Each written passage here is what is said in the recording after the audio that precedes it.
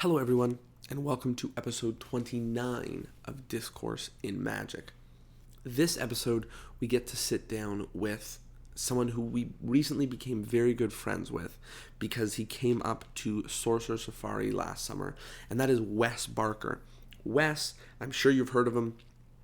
He's been on Fool Us, he's been on America's Got Talent, he's been on Wizard Wars, he's been on Just for Laughs, he's been everywhere, and he is a really, really bright guy. And he chats with us all about how to get booked, and specifically about the cold calling process for colleges. So if that interests you, here it is, Wes Barker, a very funny guy with a very funny and helpful episode for magicians, all about getting booked. 29 episodes.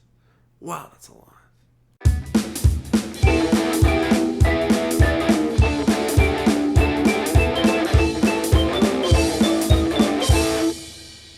Hello, everybody, and welcome to Discourse in Magic. My name is Jonah. My name is Tyler. And we are here with the wonderful, the awesome, the incredible, you know him, you've seen him, Wes Barker. Wes, how are you? Yay, I'm good. Thanks, guys. Very, very excited to have you on here. Just for a little history for the people at home, we met Wes this summer when he came and joined us at Sorcerer Safari. Did you like it? Oh, man, had a good time. You guys are the best part, but it's a good time. Oh, shucks. Yeah. Oh, man crushes. Wes. And we had a hoot up there. And now we're here. And we're very excited to be chatting with you and sharing some of the things that you know about, the magic world and getting yourself out there. And we'd love to find out. So just to start off, how did you get into this? How did you get sucked into magic? I got sucked into magic at probably 19 or 20. I think that's how old I was. I was working a really boring sort of day job, and it involved driving around in a truck and doing physical labor and picking up garbage and filling potholes in a road, as you can imagine, the glamour, the joy. And I live in Vancouver, so it rains a lot, so you're just out in the rain picking up people's shitty garbage on the side of the road, and it's not good. But and I just was like, so much time to kill in that truck that I went to the bookstore and I bought, I think the first one I ever bought was like this David Blaine book or something, and then it taught a few tricks in it and kind of gave a biography of his life. And at the time he was all over the TV, and I thought, I'm going to learn magic and bring it to the bar and maybe pick up some girls. That was literally my thought process. Every guy hearing this right now is like, that's a good idea. But every girl's like, no, that's the worst idea. What are you thinking? But all the guys hearing this are mostly magicians and all going, no, it didn't fly. It didn't work out. Well, some of them still might think it will, but I'm telling you right now, it sure won't. It won't. What was the thing? We both had something funny to say about the topic of girls and magic. You had one that was so funny when guys ask you if magic kills for girls. Oh, yeah. Well, I give them a few different answers. Like, they're like, man, you must get so many chicks.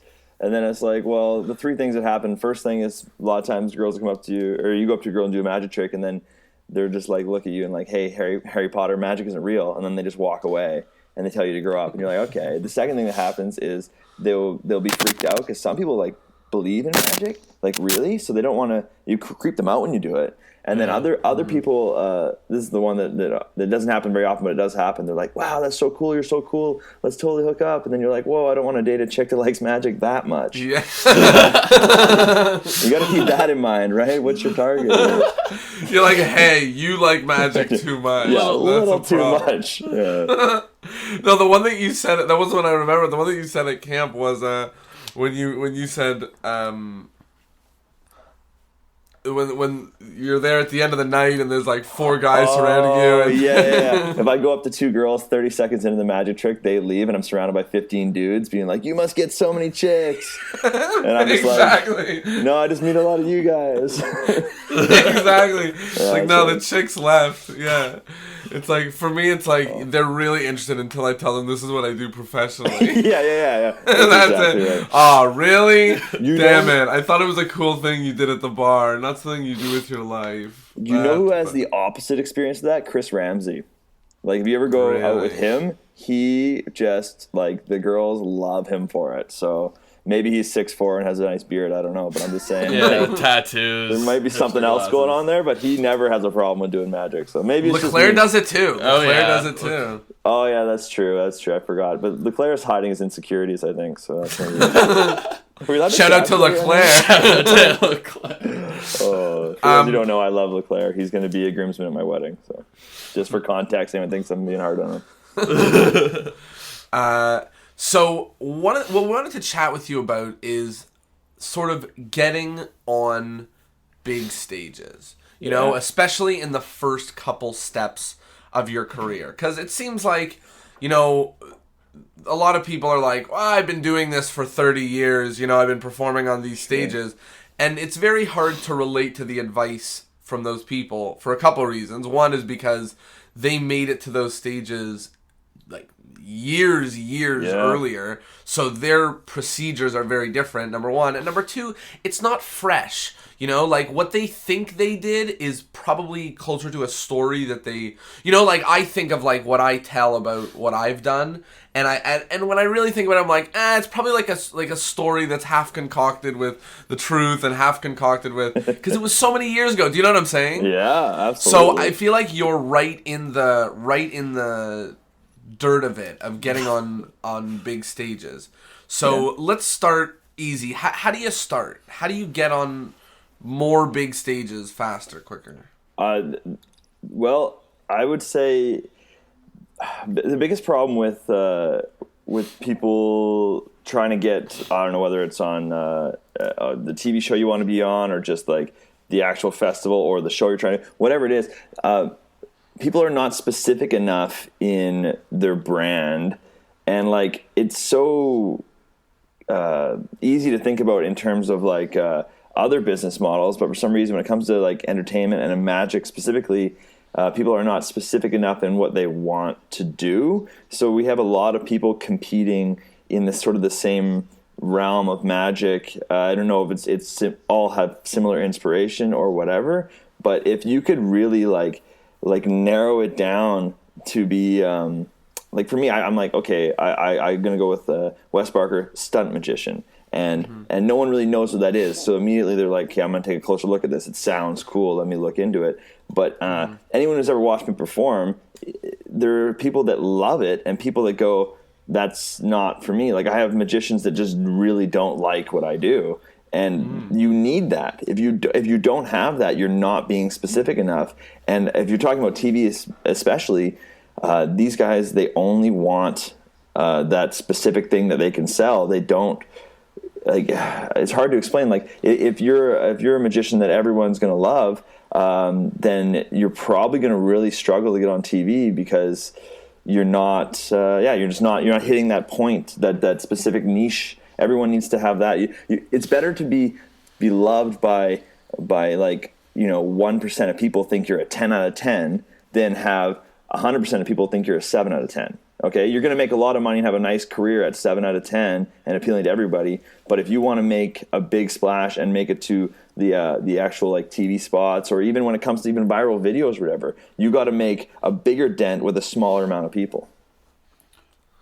Wow. So really, a lot of it comes down to branding. Yeah. And not being, I had a really funny conversation with my brother a couple of years ago when I was first designing one of the first iterations of my website.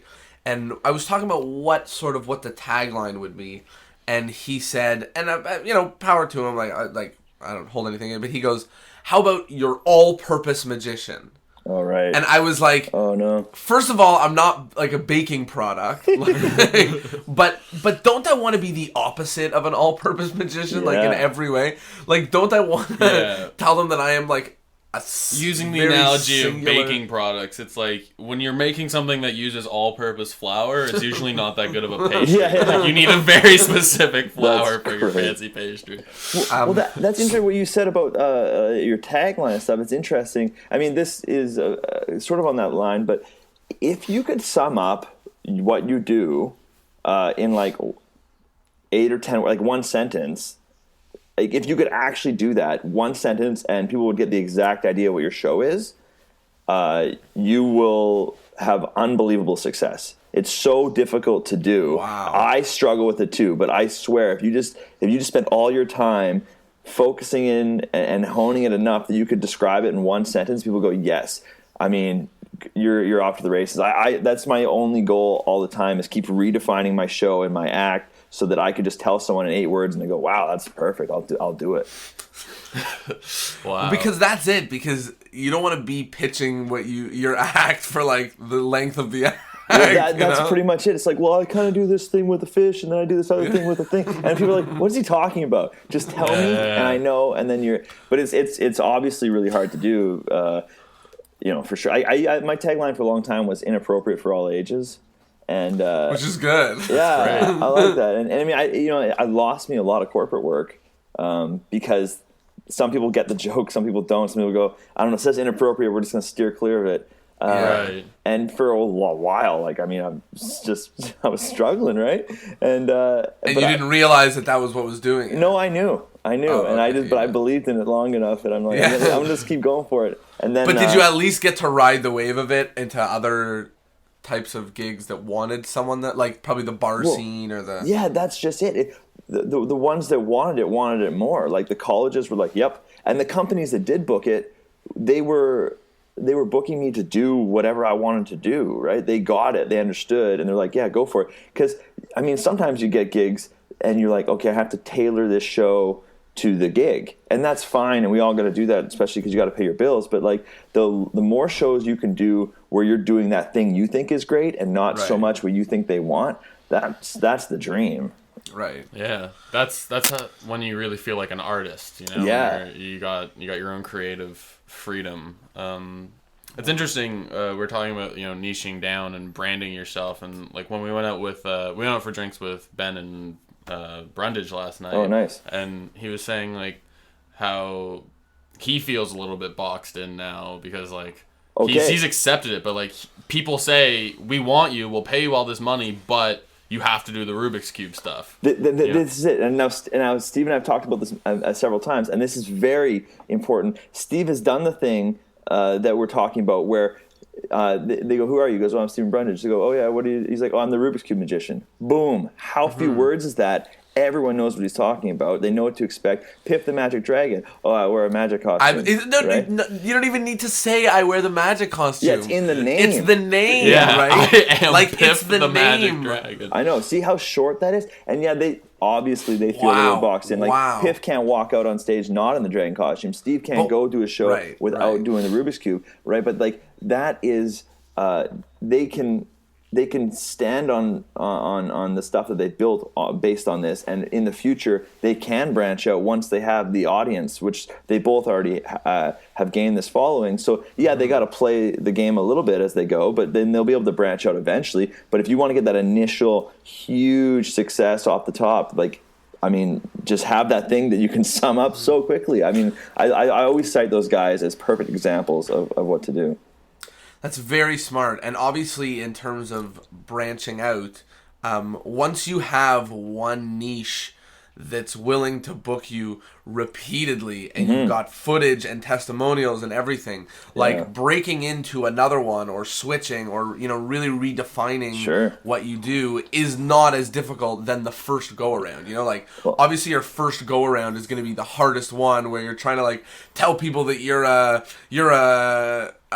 college show magician, but you don't have any photos or videos of you. Do you know what I mean? Like, exactly. So obviously the first go around is the toughest. Well, with when I was on America's Got Talent, I guess it's not last season, the one before, but they tried to. I mean, I would say help me, not really help me. It was more for them, but like both rounds I did involved me taking my shirt off. Right? And like I pitched them every other idea under the sun, and they were like, the shirt off. Yeah, they're like, no, you're going to be this guy. Like, how many tricks do you have that involve nudity? And I'm like, I don't know, like 5 or 6 if I really think about it. And they're like, okay, you're going to do that every round. And it was just like, and I was like, wow. And like, I mean, I like these tricks, they're great, but in my mind, I would only put one of those tricks in if I was doing a show. Yeah, you don't want to show not the the naked magician. Every pull is you pulling your shirt off again and that's just revealing it, right? another thing. No, it's not. So I'm like, once is funny, twice is no. But they're like, you're going to do that thing. And it's only because they can market that, they can brand that, they can sum that up in a sentence. And that's why they do it. Wow, think about like that there's a branding team. You know what I mean? Like, talk about what they know. Like, they're looking at a magician, you come in there, you tell them your brand, and they go, no. Yeah. Here's how we're going to do this.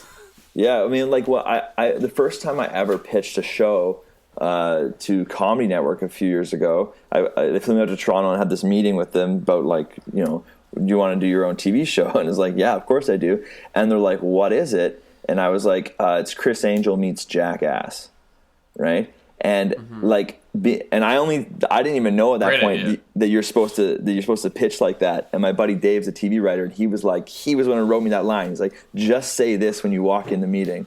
And that's what I said. And the way these TV execs work, they're like, perfect, I love it. And they're starting to write the episodes in their head before you even finish pitching, right? Ultimately, it didn't work out because, I mean, they wanted to do some low-budget thing that wasn't going to make me look very good, right? And I'm like, let's spend money. And they're like, we don't know who you are. And I'm like, good point. So it didn't work out. That's really cool. And honestly, I think that's really good advice for everyone to just, like, especially people who are taking their first kick at the can for setting themselves up. You know, they're like their website, their existence, they're sort of like them being a magician. Like, to go in there and tackle one thing specifically is very powerful. Well, it's crazy because you're gonna probably you miss out on stuff for sure if you're doing this sort of specific thing. But okay, sorry, go for it. I was just saying, like, I don't think you do. Like, to there's so many markets that to be the best in one market and own it is totally massive. And, you know, I don't think that you can achieve the level of success as an all-purpose flower that you can as like I just don't think that you can. Like, I just don't think that somebody can make it that big, being like, yeah, like, I make elephants do stuff, but I also read minds, and I do hypnotism on the side, and then I do live stunts, and then I do this, and on weekends you know what I mean? Like, it's very difficult to do it. So I don't think you miss out, you know? I think you build an opportunity. Like, yeah, it's interesting when we all think about our acts and how we want to do it. Like, you know, when I first started doing magic, like, I was enamored by, like, Lance Burton, right? And I told him that when I met him in San Antonio last year, and he was like, really? I see none of me in your act. And it's like, yeah, of course. Like, it seems like the farthest thing from what I do. But for a couple years there, I was, like, all about it. I thought, yeah, you wear a suit and make doves appear, and it just. I a really white it. smile. Yeah, and it's so weird when I'm so glad I got away from that because it's just not me. No matter what, just because I like a trick or I'm even able to perform a trick doesn't mean it's a good one for me to perform, right? And it took me a long time to realize that I was just having this uphill battle because I was just doing something that's not organic to myself. And I think a lot of people run into that. They see this newest thing come out and they're like, I got to do that. And you go, whoa, does that really fit what you're doing? Like, just because it's neat and it's maybe a great effect doesn't mean you should probably do it. It probably doesn't fit you. That's half our motto at Discourse and Magic, which is awesome. Like, it's just like that everyone's buying tricks. Yeah. You know, everyone is so into buying tricks, and, like, my bet is that whoever's listening to this has enough repertoire to have their show. You know, like, between the books and tricks that they already have, like, it's in there. Like, it's in the library, it's in the like, it's in there. You know, it is there. So, to be all, you know, jumping to get the new thing doesn't do a justice for your show. No, so I how agree. do you go ahead? No, go for it. I didn't know what you're saying. How do you approach somebody with a show? I mean, I guess I'll be more specific about, let's say, colleges. But how do you approach them with a show? And who are you approaching? Okay. And what do you do? All right.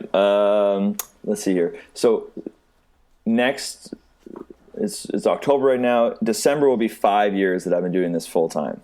And when I quit my job, my day job, like I quit it on a whim. It wasn't a planned thing. It was just I quit one day, and I didn't really have a plan. But I'm like, I'm going to be a magician, and then that was the end of it. And basically, because of how that sounds to your friends and family, I was going to do it just based out of like, I don't know, stubbornness, spite. And spite. Yeah, exactly. I'll show you. Like there's a little bit of that going on there, and I quickly learned that I had to just start cold calling. I burned through any savings I had, and I'm sitting around and I just don't have enough gigs to survive.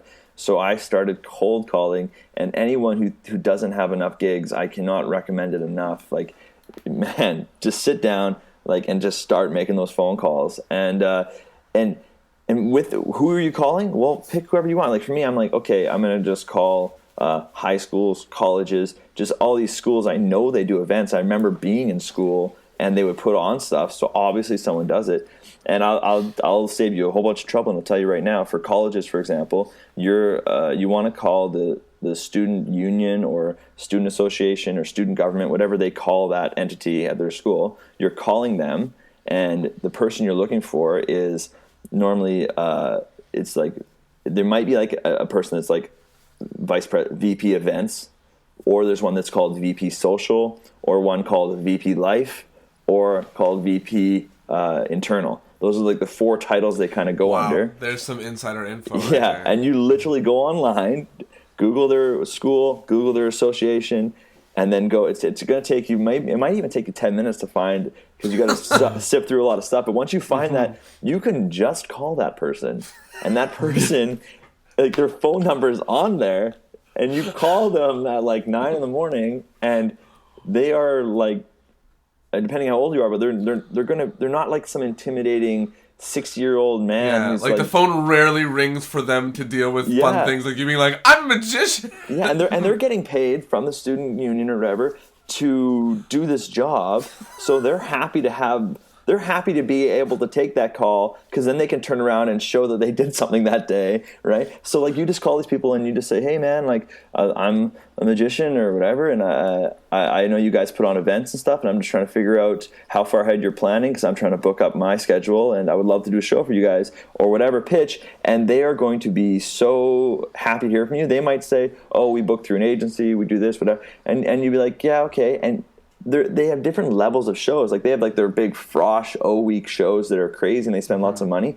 But then most schools are trying to do at least a show every single month, right? But like they don't want to spend all the money all the time, obviously, right? So you just literally got to ask them, like, okay, well, what months are you free? They're gonna have a spot for you. They're gonna have a budget. Like they just have this money sitting around, and you can pitch them the theater show, you can pitch them the bar show, you can pitch them whatever kind of show you want, and just, I don't know, like I said, they're not these like business tycoons. They're just regular students that are making their way through university, and they're happy to have a fun idea. I mean, the one thing you will need is good video.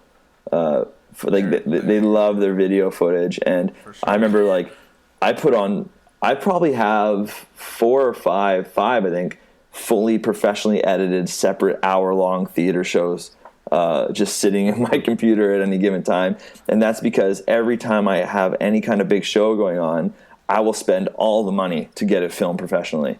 Like, sure. if a show's paying me $5,000, I'm taking that $5,000 and I am paying some company all that money to film it and make it look as badass as possible. And some people think it's crazy. I mean, you got to pay your bills, but like, don't try and film it yourself by setting up some tripod in the back. Like, just get somebody. I mean, call in favors, do whatever you got. If you got that good video, you're going to leverage that into so much more. And that's one thing I always send these schools. I've had this phone call so many times. I call a school, or even I call anybody, call a comedy festival, call a company, whatever. And I'll be like, hey, it's Wes Barker. Yeah, so I'm a magician, comedian. I'm going to do a show for you guys. They go, oh yeah, we're good. We don't need a show. And I'm like, okay, I'll call you tomorrow. And then I just do it. I call him back the next day, and I'm like, hey, no way. It's Wes. You said, the magician, you said to call you back today. And the guy's like, I said, don't call me back. And I'm like, oh, no. I'll send you a promo video. Right here, I just sent it to you right now. I emailed it to you right now. And the guy's like, okay, I'll look at it. I'm like, no, look at it right now while we're on the phone. Just watch 10 seconds. If you don't like it, I'll never call you again. And he clicks on it. Do you really do this? Yeah. And it's fine because they're, like I said, they have nothing else to do. I'm doing it in a lighthearted way. They're having a good time. Like, they're like, can't believe this guy's calling me like this, whatever. I'm like, and you just don't let them hang up. They're having fun with you, right? You're like, you are such a hustler. It's so good. So then they click on it and they watch a few seconds. And if you have that nice footage, I mean, you don't have to have these big appearances. You don't have to have Ellen being like, and please welcome. You don't need that. You just need like this really nice, at least 1080, maybe if you got 4K, who knows, but really nice edits and nice sound and beautiful. Like, they're going to be like, oh, yeah, okay, like, this guy's obviously a pro. And I mean, you can film that opening for somebody, right? You don't need a whole hour. You could go open for somebody that's got already an audience there and just film it and make it look sexy. And these guys will book it. But yeah, you got to be a bit of a hustler on the other end, but that's fine. I love cold calling people. What's the worst thing that happens? People sometimes tell you to piss off, but man, they can't even see your face. Like, I mean, I've heard worse to my face, and that's harder. Like, I've had those conversations, you know, but if you're over the phone, who cares? Someone can tell you. Yeah, you're rolling your eyes, they don't know about it. Exactly. I've worked in a call center. I know what it's like. Geez, you really would, for sure. But no, I don't think it's that bad. Yeah, I don't know. Sorry. No, honestly, it's you don't hear a lot of people actually vouching for cold calling anymore. No. Yeah, I can't. I honestly can't speak highly enough. Well, I had 6 months of savings when I quit my day job, right? And I was like, okay, I'm just gonna maybe I'll get this magic thing rolling as I'm trying to. I had a few gigs, but mostly it was just like living on my savings, trying to get the ball rolling, and then. I ran out of savings, and I was like, I got no gigs still. Like, I kind of wasted 6 months, and I started having nosebleeds. Like, it would last like 90 minutes long. I would wake up some days, and I'd be completely cross-eyed, and I'm not joking. The cross-eyed would last 4 to 6 hours of me being cross-eyed. I would just blink, and all of a sudden, I'm like, I can't. Oh, dude. And I was like freaking out. I'm going to eye doctors. I'm going to neurologists, going to all these doctors. I'm like, I got nosebleeds. I'm cross-eyed. What's happening? And they're like, one guy's like, it's stress.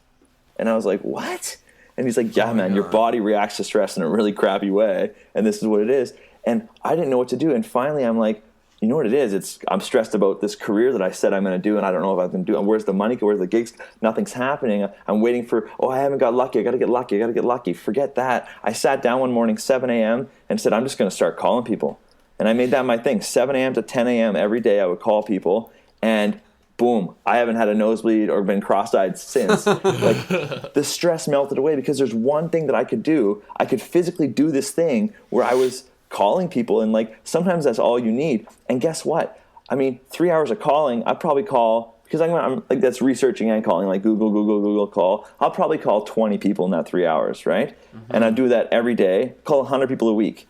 I was easy. That's bonkers. Of course you're booking gigs. Yeah, easy. Booking so many gigs. It's crazy. You could literally be calling 100 people in the phone book a week, and you could oh, yeah. And I mean, especially when you're pitching everything from like a stage show all the way down to, colleges or even high schools. I'm pitching stage shows. I'm also pitching walk around. I'm pitching grad fundraisers. Everything I can think of, right? You're all booked up. You already have... Mother's playing your Frosh week or something. Oh, cool. I'll come open for them for $500 or something or whatever. Just throw numbers out, and they're like, and they give them like no reason to say no, right? Like, you'd rather work than not. And old age homes. I did so many old age homes. Oh my God. Really? It sucks so bad. Yeah, man. Because I was like, okay, like they'll book you at 9 a.m. on a Tuesday morning, and you're not working, so you might as well go. They normally have this is real bad. They only got they don't have a budget. No, they got nothing. Nothing. But I'm just saying, like... I've done 2, I think, in my life. Yeah. I hate them. They're not my brand at all. But you know what it does? You're that old people? Yeah. Wes doesn't like it. Yeah, I hate you old people. No, it's fine. They're not even listening. They don't know how to use this thing. I know. But, for me, if you're looking for some, it doesn't pay, obviously, but it's also not going to hurt your marketing because people just think you're doing it out of the goodness of your heart. You know what I mean? They think it's almost a charitable thing. So it's not like you're doing a show for cheap that's going to hurt your brand. No, you're like, I perform for old people, but that'll get you some conversions on cold calls, right? If you want to get a couple of easy yeses and make $100 that day, just call them up. Like, I'm just saying, I hated it, but sometimes you got to jump through those hoops to get where you're going. I mean, you got to pay your bills some way. I'll never judge anyone. Some people are like, he's doing cheap gigs. sometimes you got to pay your bills, man. I don't know. It's hard to say. But I think that just the idea of, one of the things that you said there, I think is one of the best things is any system where that if you do it every day or every other day or whatever it is, you will generate enough leads to have enough gigs just by the sheer volume. Well, I appreciate that, because the thing about, especially if you're doing it as a full-time thing, you all of a sudden freed up at least 40 hours of your life that you need to put into this thing, right? So, I mean, I would just start, I live in Vancouver, I get up at 7, I start calling out east first, right? So it's already 10 o'clock somewhere, and then I just work my way back, right? So it's never too early to make a phone call. But the big thing with... Clever, too. Oh, yeah, man. And the big thing with that is people forget that doing anything, you don't have to be like as much of a hustler as me or any kind of like consistency. You just have to be like, you can very least you can just ask questions. You could just call these people and say, how do you book people? Like, where do I got it? Ask them. Like, they will give you all the information, and it'll probably slide into a conversation of like, well, we could just have you now. But like for like, I know colleges and stuff and theaters, they have their little conferences like COCA and NACA, and they have all these little acronyms of things you can do showcases at, and those will help for sure. But yeah, man, just get in there. A lot of people will do, I'm working on my business, and they're just on their website tinkering with tags and SEO and trying to do like the social media stuff, and that's all good, and you need that for sure. But the thing that you don't want to do, the thing that you're like, I really don't want to do that is the thing you need to focus on for your business. Like what? For sure. It's easy to find. Whatever you think is the least favorite thing you want to do, boom, that's the only thing that's holding you back. Do that one. Wow. Yeah. And I've heard that before in general, just about moving forward in life. Like, it's the one thing that you're like, I don't want to do that. That's probably the one where if you do it, it will move you forward. Totally. So let's talk about how to get on TV spots. You've been on every Magic related TV thing that what is it? You were on Fool Us, you were on AGT, were you on Wizard Wars? Wizard Wars, yeah. You were on Wizard Wars, you were on... I those are them. That's TV. Yeah, those Magic. three. That's all of them. That's all of them, yeah. Well... Yeah, and that, I think that goes back to the branding thing. Like, I mean, I was doing the stunt magician title, and I think that was just confusing enough. Like, it doesn't. People were just like, "What is this thing?" We have to find out. Yeah, they're like, I have to call this guy, and that might have helped me get the initial interest. But the big thing that helped me was I always had really high quality video. Like, my marketing. Like, I one day hope to have a show as good as my marketing. You know what I mean? And that's a bit of a joke. That's so the way that I feel.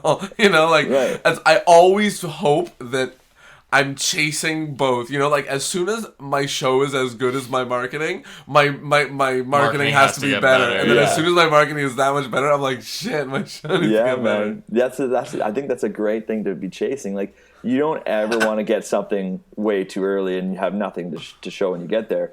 But I always had great video and professional. I love that. I wish my show was as good as my marketing. It's killing me.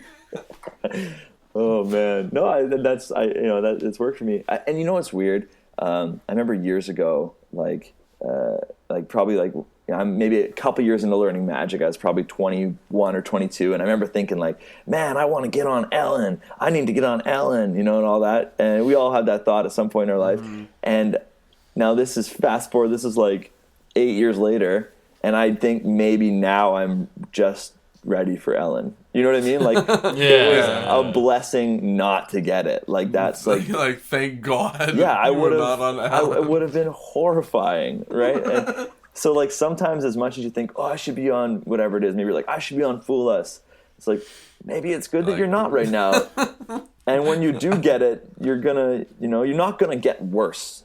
So whatever you can delay is probably for the best, really. Especially the big appearances. Yeah. Oh, and okay, and then for getting on shows, sorry, I kind of got a little off tangent, but for getting on TV shows, a lot of times you can find out who to contact and who to send the email to. And when you do, you can never talk yourself up too much, right? Always pitch way more ideas than you should. Like, never go in there and be like, I'm going to do this thing, because they're going to shut that down. Like, for Fool Us, I had to pitch 15 ideas. No way. Yeah, and I was sending them videos. Some I'd recording in my house. Some I was sending clips from shows I've done. And ultimately, we ended up doing the first thing I pitched them, right? But I had to fight for that so hard. And America's Got Talent, oh yeah, at least 15 ideas I pitched them as well. And sending little clips, always over pitch, because you seem like the guy that can do everything. For example, Eric Leclerc has that TV show on YTV called Tricked. Mm-hmm. Okay, I was the magic producer for that show, and it came down to him or me to host it. Okay, and it was I never met him before at this point. They'd done the search for a host, and it came down to me or Leclerc, and we both had to go out to the same location with the same crew on separate days and film for 8 hours and shoot some sort of sizzle reel pilot, and then it would go to the network and they would decide who. Okay. So, yeah, it's like, okay, this is fierce competition. Oh, I know. And it's both of our, like, first kind of time of, like, this will be your own show. So we go out there. He goes and does his day. I go do my day. Now, I hear from the producer that, like, I crushed it in certain aspects, but he was destroying me in other. Like, it was pretty close. It goes to the network, and they choose Leclerc.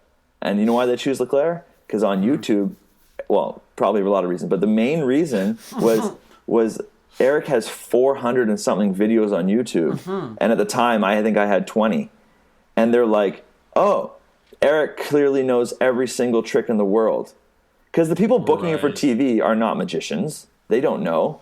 So they look at, oh, Eric knows, oh, look at, he has like 400 videos. He has an endless supply of tricks. They think maybe he invented them all. Who knows what they think, right? But I had 20, right? So just the way he'd organized himself on YouTube and stuff, he was over pitching without even realizing it. Yeah. And the email he sent them, oh man, he was late on like their audition deadline and stuff. The email Eric sent them, yeah, he sent them an email being like, hey guys, I'm sorry I finally got you. Look no further. I'm your guy. Like, you found me. Here I am. When do I start? Like, he was that over the top. And that's exactly how you need to be. And that's the way I was with Fool Us and Wizard Wars and America's Got Talent. I was just straight up pitching them like they're crazy not to, you know?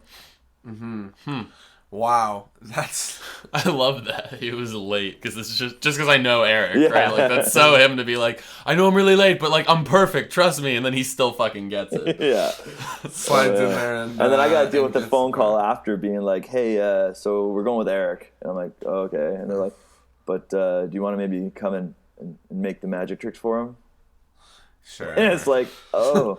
Make the tricks for him to look good on TV? Okay. I guess. Okay, yeah. I guess. Yeah. Don't worry, I put a few gems in there that weren't going to make him look good. So. Good. I wonder if this works on TV. Nope. Okay. Nope. My bad. So you're chatting about videos and how you sort of chomp at every bit that you can to get footage of you on stages. Yeah. And that you're sort of really willing to fork out the dollars for it because it's it's your number one booking piece.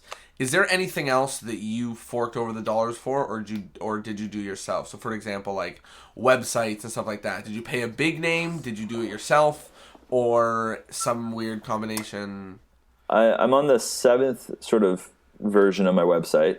The first one I paid money, like a proper web guy, and paid him to do it, and it looked great. At that point, I still had a day job, and I'm like, a good website's important, so I paid this guy. But the problem was, at that point, I didn't even really know what my brand was, like what I was aiming at. So, I mean, I was like serious guy in a suit, staring and like card flourished, right? Still Lance Burton. Yes, still Lance Burton at this point. So, the website was great, but ultimately it was off-brand. But as soon as I quit my day job, I'm like, okay, again, I have 40 hours free now, so I should probably just learn to do this. And I just spent the time to learning how to make my own website. So now I do all my own website stuff. And you code? No, no need now. That's okay. What do you use? I used WordPress for a long time. Now I use Wix.com. Well, you do use Wix. Yeah, and I just love it, and it does everything. It's easy. You can edit it. You can move it around. Yeah. So I use a different one. I use something now called Themify. Oh yeah, I know that one. But WordPress. Everything, man. You know, like, it's so doable. You don't need to be able to code, and you can do it yourself. But the reason why I asked is because, you know, I think that when it really comes down to it, branding is harder than building a website in 2016. Yeah, totally.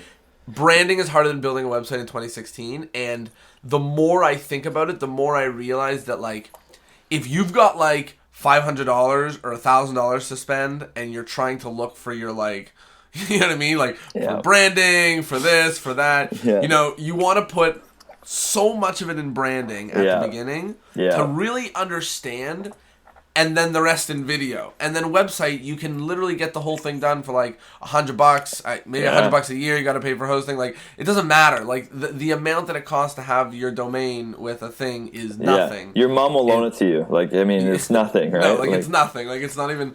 There's no excuse. And I've already yelled about it on other videos, and I will on every video. But like, when people's website like says like .wix.com in it, come on, or like it says on it like click here to get a free website, like oh my god, no one's gonna ever book you because you're yelling at them saying other companies. I do not want to pay at least 100. I'm not worth at least 100 of my own dollars. Well, that's just it. It's like you're gonna ask them to pay money that's like clearly a single gig is worth more than your whole business. Like, you know what I mean? Exactly. Like, what is this? Exactly.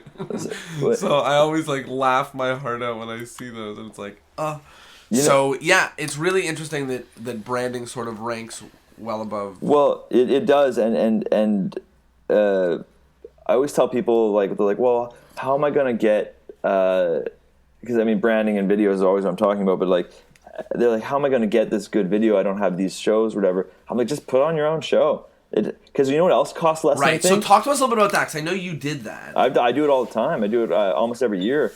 And theaters also cost less than you think to rent. Like, really? How much does a theater cost to rent? I've never rented. Like, okay, like, well, it depends on like, I've rented ones that cost me $6,500, but I've also rented ones that cost $1,000.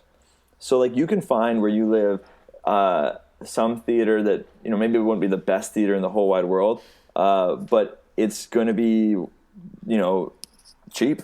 And I found one in Vancouver called the Rio Theater, and it seats 450 people, and it costs you like $1,000 to rent it on a Friday, and it comes with a tech person. Like, crazy. Wow. On a Friday? Like, wow, yeah, like, and it was like, I mean, you selling cheap tickets and you're gonna fill it, you know. I mean, even if you don't fill it, it takes nothing to recoup that cost. And as far as video is concerned, you only need the first few rows to look good, right? Like, it's not as bad as you think. I mean, I was pleasantly surprised by that one. I had never done a public show before, and that was the first one I'd ever decided to do, and it sold out like crazy. Like, there's a lineup around the block to come to it. How did you advertise your first stage show? The first one, you won't have to too much. Word of mouth will do it, because all of your friends and family and everybody, they know you do this. And it's true. People have been literally chomping at me asking me to do it because they've you've never done one, so they're all gonna come out. Only advice I'd give there is definitely make it do a good show. Maybe, but definitely do general admission. I would say is never assigned seating, because what happens is people are like, oh yeah, I'm gonna buy 5 tickets, and then 2 days later they're like, oh, my 2 other friends want to come, and if you're assigned seating, they all of a sudden can't sit together, and now they don't come. But general admission is awesome because people will just be like, even the day before, they're still adding friends to the show. Yeah, they're like, come join us. Like, we're going with a group. And then they're showing up super early because they're trying to get good seats. So now there's a lineup outside, and we know crowds build crowds, right? So all of a sudden, it's like, I don't know. Anytime I do a festival show where it's all on them and I'm just an act, and they have assigned seating, I get so mad at them, just because I think it works better. But yeah, it doesn't cost. I mean, sometimes it costs a lot, and I'm maybe the opposite extreme. Like, I will leverage myself hard. When I did my one big show, you know, in 2014, I did a really big one, and that one cost me $6,300 to rent that theater. You know, that took all my money and most of my girlfriends. Like, I had to put it all on the line for it, right? And but for me, that was actually the beginning of when this stopped being a hardship as a performer, and I started actually really it really going well. Like that show changed everything. That was you calling in all the favors because you knew that having the best piece of video content of a full theater with great cameras and everything was going to be the hardest selling piece that you had. And this is the other thing I wanted to bring up is like I spent all this money. It's a 5-camera shoot, huge theater. I spent all the money. I need to sell like so many tickets just to recoup my cost. And then I get this video, and the show isn't as good as I wanted it to be, right? And they never the result. Yeah, they never are. Like, I mean, it's hard to watch yourself, and it sucks. And you're like, I wish the spectator didn't drop that or say that stupid thing, or I wish I hadn't messed up the handling of that. Whatever it is, right? We're really hard on ourselves. So I almost decided not to put that out anywhere, and then one day I was like, forget it. I'm gonna put it on YouTube.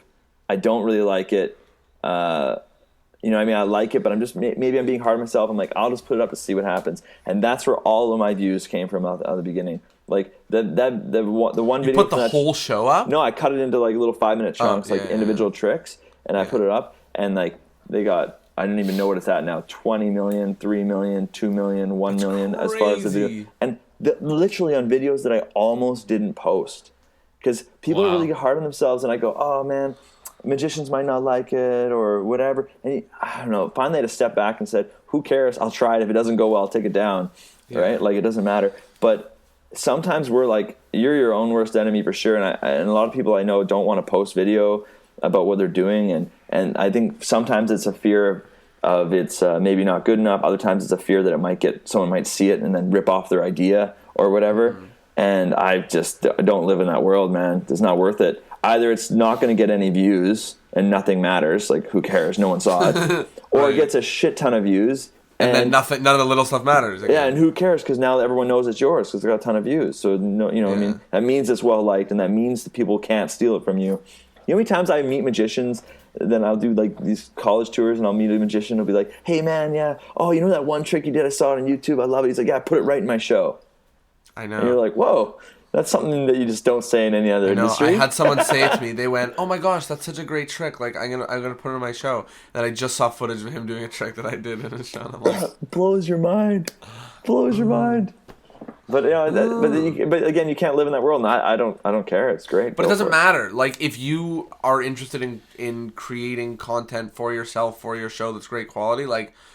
What does it matter if you reached 1 million people and then 100 of them are doing something you don't keep bad with it? Like, it doesn't matter. Yeah, and that's I like what you said about if nobody sees it, then it doesn't matter, and then if everybody sees it, it doesn't matter again. Yeah, both outcomes fine. Yeah. I always wonder too, and this may be a good question, is like, do you think you have to? Sometimes I feel like some magicians are really good at being magic for magicians kind of guys, you know? Mm-hmm. And I always wonder if people get caught up in that a little bit too much. I think so. 100%. I think so. I think even more than, like, on a simple level, like, it's very hard to look at an effect and know what a layperson thinks. Yeah. You know? Yeah. So that's where, like, the magic market thrives, because people look at effects and they're like, wow, I'm fooled. They must be fooled. And then you think about it and you go, you know what? Like, lay people are probably bored instead of fooled at the trick that you're fooled by. Yeah. And then the trick that, you know what I mean? Yeah. So, like, the magic coloring book is one of the fucking craziest things for a layperson in the world, right? Like, they lose their shit, So one of the things that I think, which we've seen a lot, is some of the best, most successful magicians that we've had on this podcast are not the magicians who say that they started when they were 4 years old. It's the ones who say that they started when they were 20 or 30. Yeah. The ones who are 4 years old are often doing magic for magicians. For sure. And I think it's because if you spend 16 years in the trudges of, you know, all the experience of your magic, or most of them are with other magicians, your online experience is all magic for magicians, you get sucked into that world. Yep. And it's very hard to put on a show that really appeals to the average person. Yep. Whereas when you jump into magic older, you didn't go through that, and you sort of say, like, what would be awesome, what would be cool, let's fucking do it. And you don't spend 20 years. Well, you spend most of your life learning how to be funny, interesting, cool, accepted, without magic at all. So you have this whole other skill set you developed, and now you're just adding magic to it. And for sure, you're 100% right about that.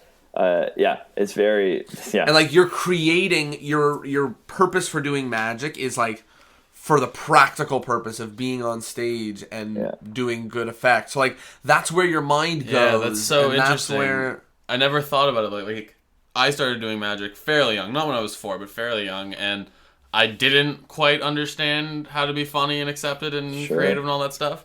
So I found acceptance in the magic community, and I spent years studying and only hanging out with magicians and sort of like making my magic, about that and about, fooling them and impressing them and doing magic for them. But that's not the audience that you have as a professional, right? Yeah, no, absolutely. It's I always wonder too where do you guys do? Where do you practice? Like, where do you try out new stuff? Like, how do you do that? Do you just stick it in your shows? Yeah, or? When I'm just performing, I just decide to do something different. I just, as soon as I have something that's ready, I just shove it in the show somewhere. I just shove it in. I either swap it out for something or I just shove it in because likely I'm going to suck and trip over it and it's going to be, what I thought was 10 minutes is going to be 3. Mm-hmm. So I just shove it in and it doesn't matter, and then I go from there. Although we are starting a new interesting little club thing in Toronto where we're gonna have a show where the rules of the performance is you get to do 1 or 2 tricks, but you can't have done them on stage before. Love it. That's awesome. Yeah, because I always wonder about that when you talk about like growing up and doing magic. I think one of the only outlets you get to do, like especially like parlor or stage style tricks, is in front of other magicians. You know what I mean? Mm-hmm. So then, of course, you're going to develop stuff for them. Where I never had that. Yeah. All of the stuff I've ever tried was tried first at either a comedy club or an open mic or a bar that has comedy, or all these just comedy rooms, and they never see magic, so it doesn't matter. Right, they don't know. And I actually recommend that to anyone who is of age to get into a bar where you can do or comedy. Like, do these comedy open mics. They'll let you do magic there. I still do. Well, 2-3 times a week if I'm home, I'll go out to different places and do 5 minutes. Sometimes I do straight stand-up just to work that muscle because you can often tell if a trick's going to be good. Let's see if you're funny without the trick or whatever it is. But I'll try a new trick at least once a week. Just whatever. It could be a bad idea or a good idea, but it gives you an audience, gives you a spot to do it. I mean, why not? It's a good idea. Scary. Did you get into stand-up after magic or magic after stand-up, or what was your... About the same time. I would do like an open mic. You just saw that they go together? Yeah, no. For a long time, no. I was doing open mic comedy to be... I don't know, I thought I was funny, but I didn't realize being funny doing magic was also a thing. Like, at the time, didn't really correlate to me. Right. And I was doing like so much close-up magic, so it's kind of weird. Like, the first time I got on stage was to do... or stage, whatever, microphone, I don't know. Like up in front of people was definitely to do stand-up. I didn't start doing stage magic tricks and magic shows until I probably spent 3 straight years of just doing close-up before I even went on stage once. And the first time I did get on stage, it was because this accounting firm called me to do a magic show because they don't know the difference between close-up and stage. So they're like, yeah, can you do a stage show for us? 450 people. 45-minute show, and I was like, sure. How? And they're like, how much? And I was like, $1,200. I didn't know what to say, and that was the most money I'd ever said before. So they're like, okay, sold. And then I went there and I bombed horribly, and I did 45 minutes of close-up magic over my head, trying to hold it up so people could see it in the back. It was the worst experience. So it sounds like you also didn't know the difference. Yeah, well, I knew the difference. I just knew I didn't have it. I was like, I can't learn. Right. How am I going to learn a whole new act in 2 weeks? It was really bad. I call it the crime of the century. I would just do my close-up stuff. Yeah, it was awful. That's really funny. So if there was somebody out there who wanted a tip to get more start getting booked, start getting their name, out there. And, I rarely try to use the term name out there because it usually feels like it's just an empty thought, like to get your name out there. Like it just sounds like it doesn't mean anything. Right. But I really think that, you plaster your face on TVs, you plaster your face on stages, you get in front of how many thousands that you can, or millions, or tens of, you know what I mean? Yeah. And that's getting yourself out there, you know? That's getting on those massive stages is the thing that's going to get you on bigger stages and going to get you on stages more often. So what's your tip for somebody to get on those stages as quickly as possible? I would say don't get bogged down by the minutia of it all. Like, don't get so caught up in a lot of people, I guess, they have an idea of where they want to be eventually or whatever. Just don't get caught up in that, and just and just be way more in the moment about what's currently in front of you. Don't be thinking so many steps ahead. Just focus on the smaller stuff, because you're going to have more wins easier, and they're going to feel better. And trust me, they are leading in that direction. They're leading in a direction you don't even really know where it's going. So just, some people they're like, oh, I want to have a show in Vegas or whatever the hell it is. It's like, okay, dial it way back. Let's focus on the day-to-day wins, and you're going to feel a lot better. You're still Canadian. Yeah, well, yeah, exactly. So, I mean, one of the things, realize that there's opportunities that you're probably not even really sure about. Like, I don't know, remember in high school when they'd bring in motivational speakers? Well, guess what? They'll bring in motivational speakers. You can do like a motivation and magic show, and you could pitch it to high schools around where you live for $500, and they will pay it, and you will go there. And guess what high school kids like to do? They love to like social media stuff. So you're going to go do this show, you're going to make $500, $1,000, and you're also going to get 1,000 followers. Yeah, you're going to get 1,000 followers on everything you do. So, but you know what the thing is? It's be good. So like when they go to your social media and the videos on there that are good, like we said before, if that's not, I don't know how to put this without like offending some people, but like, no, but like offend whoever, like just don't use names and we're good to go. No, I don't want to Eric. not that. I just mean like it's going to hit hard to some people, and they're going to be at their computer or whatever driving and listening to this, and they're going to be like, oh, that means me. Maybe the thing you're doing isn't enough, right? And like that might be a hard reality to face, and maybe it's because you're spending years going down the wrong road, and you need to change direction and do something that's more organic to you. And that's I can't imagine spending a whole bunch of years doing something and then taking a look in the mirror and being like, the guy I'm doing on stage is just not me. And you're never too late to turn that ship around, and don't lie to yourself any longer. Be like, maybe I shouldn't. Maybe it's not in my personality to convincingly levitate things. Maybe that's just too weird. Maybe I should just back out of that, right? Maybe I'm good at doing gags or more. Maybe I'm really good at doing illusions. I don't do enough. I'm just saying, do that thing and don't lie to yourself. And it's a hard thing to do. I lie to myself all the time, and I watch video and go, that trick. Why am I doing that trick? That's not me. So yeah, I don't know. I would just say, don't lie to yourself, and don't be afraid to cold call those people. Cold call them all. Yeah, like so much of, I think the best part about what you said there is sort of, getting into the dirt of the day to day is what's going to make the biggest impact, not the the slow, first I'm going to do this, and then this will happen, and then here, and then after that it's like, nah, like just do the now, and you can keep hammering it home. Yeah, people always try and pretend that they know, like, I got to get a viral video or something. It's like, man, no one knows those formulas. I do good things, put it out there. There's no way to do it. Yeah, exactly. Yeah, just don't even bog yourself down by it. Just go for it, and see what happens. Yeah, it's fun. The first 2 interviews of Business Month or Getting Booked Month, both said 40 hours a week of trying to get yourself a gig. Yeah. The last person we spoke with said that, like, obviously, exactly, like, all of the time that he's not spending doing the full-time job that he doesn't have, you know what I mean? He's spending getting magic bookings and like going through the process. And for a lot of people, the process is email based. For many, it's mail based. Sure. And for years, it's phone calls. And I mean, I did one set of cold calling, didn't go so well, but I learned a ton about who. Right?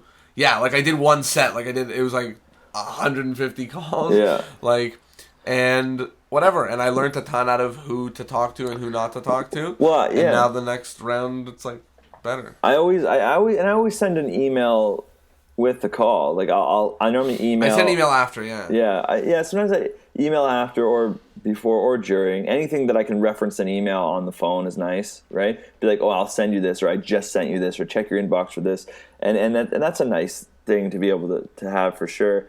But yeah, and a lot of people I think want to get agents and stuff involved. I don't know if you've heard that before. You don't need an agent. No, man. Like, I mean, I have one now, but like. But you have one now because you need one. Yeah. Like you're busy. Well, yeah, and like now I get booked for gigs I wouldn't even know how to quote or talk or how they what even to do. But for years you don't need it, man. Just do it like on your own. No one else is going to care at all about your business. For sure. I still do lead generation for my agent because he's really good at making contracts and getting good money and making sure everything works perfectly and blah blah blah. But he's not going to sit there and make calls for me. Like that's not what I do. So you make the calls and tell him to talk to the agent. Yeah, sometimes I'll do that. Yeah, I mean I do less and less of it these days, but also because my scope is so narrow now. What I'm aiming at that that these places. I mean, they know where to find me. Like, there's not a lot of people competing in the same zone that I'm in, so it's not too bad. That's awesome, and I think that it's excellent. It's just excellent advice. Yeah, I hope so. One of the things that we do at the end of the episode is we go around and we mention something that came from the episode that either we heard that was valuable or that we said that was valuable, just as like a take-home point, so that people that are listening, smart. It's at an hour long, so something that's really important. So for me, I love the idea of sort of just focusing on the day-to-day, and what you said very early on about the value of the branding and how far it goes to sum it up in a sentence and in a couple of words. And when all of our eyes popped when we said the name Piff, because it's in the name, Yeah. And I think that almost the tagline is the magic dragon and the name is Piff. You know what I mean? Like it's so perfect, And I think that that's something that we should think about. That's, there are a lot of tactics, and I think cold calling is also very valuable and something that I took a lot out of. But I think being more focused on really who you are and who you're pitching to and why when they look at their stuff they should be like, oh my gosh, this is perfect, and not be like, aren't there a million of you? Yeah. So just that sort of switch was super valuable for me. Tyler, what about you? I really I agree with everything you said. Like, that was the most hard hitting for me, was the idea of, like, you got to brand yourself, you got to understand who you are, you got to perform for, the right audience and pitch yourself the right way.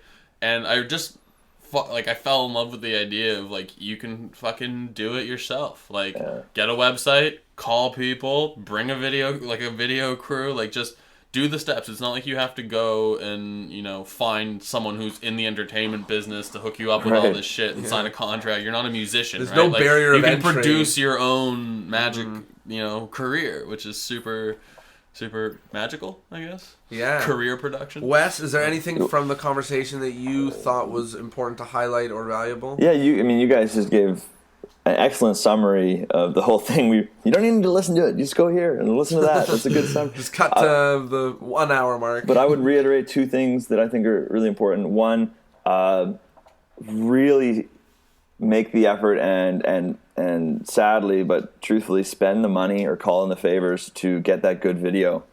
It's good video. Unbelievably, like, I can cite a couple videos of mine that have literally been worth hundreds of thousands of dollars. Like, you know what I mean? Like, that's how, and you don't know it at the time, but like, it's so worth it. Sure. And the other thing, and this one for me, I think is the most important thing ever, is don't be afraid that some people aren't going to like your stuff. Like, you should be so lucky to have some people really not like your stuff. Like, you need that. If there isn't people out there that just really don't like you, then you're really not doing a good enough job branding yourself. You're not going to make a big impact with the people who do like you if there isn't people who are on the other side of the fence. Right? Yeah, I mean, even pick your favorite musician out there, and for sure there's people that absolutely hate that person, right? Mm-hmm. And I mean, that's how you get fans like that love you, and to have someone love you, someone else better hate you. I mean, it's just it has to happen. So don't be worried about that. And that's I think it's an important thing. It's hard. You just want to please everyone all the time, but nah, man, for sure not. And if we can all put our hands together and say the blessing, may we be as good as our promo videos make us look. that was my favorite. Oh yeah. One day I'll be as good as my marketing. Yeah, exactly. Last thing is, you've got probably at least millions of magicians listening to this right now. Is there anything that you want to say, sort of maybe a PSA? We've had anything from word of warning to scolding to some positive remarks. Is there anything you want to say with the ears of many magicians listening? Yes. Love everything. I mean, even if you don't love what someone does because maybe it's not you or whatever, appreciate and realize that what they do has an audience and someone loves it, right? It could be way different than you. You could think it's stupid. You could think whatever. No, there's no time. We're all in this together. Don't hate on each other. Don't bog each other down. Just always praise, love other people's stuff, and appreciate that they have worked hard at it and that they have an audience that obviously is a fan of theirs. And you have to acknowledge that and show props to that for sure. Yeah, I love it. There's no time. There's no time for it. Just love. There's no time. Anyways, Wes, thank you so much. We hope to see you very soon. You're coming to Toronto shortly? Yeah, should be. I mean, I'm supposed to be there now, but then I had to do this cruise ship thing, so everything got pushed. So yeah, hopefully soon though. Buzz us when you're here, and we'll go. You can do some more drunk magician. Yeah, that sounds good. And yeah, other than that, we hope we see you at Sorcerer's Safari next summer. That'd be good. And we'll see you all soon. And of course, big thank you to everybody at home who listened this far. And of course, the last thing from this episode is take action. Take action. If you're listening to this and you're thinking about the business of magic and getting booked and things like that, in all of the videos that are coming out this month, there is plenty of information. And there's no one way to do it. But the only way to do it is by doing some of the things, taking some of the advice. Something. So that's the last bit. Wes, thank you so much for coming on the episode. Thanks, guys. And we'll see you later. Take care.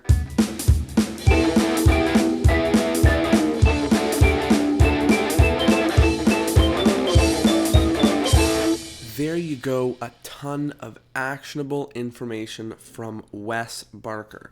If you are looking to take action right now, start cold calling exactly like Wes recommends. But if you want to get yourself a magic website, you can head over to www.discourseinmagic.com/easy-magician-website. And there I will teach you exactly how to make yourself an easy and great quality magician website, if that's what you're interested in. Other than that, you can always check out all of the links for this episode in the description and on the page on discourseinmagic.com. And yeah, if I'm going to leave you with anything, it'll be take action, and you will see the results. I know I have, and I know that episode has left me inspired. So I hope it's the same for you, and I will see you all on our 30th episode. Wait. Bless me. Thank me. I'll see you guys later.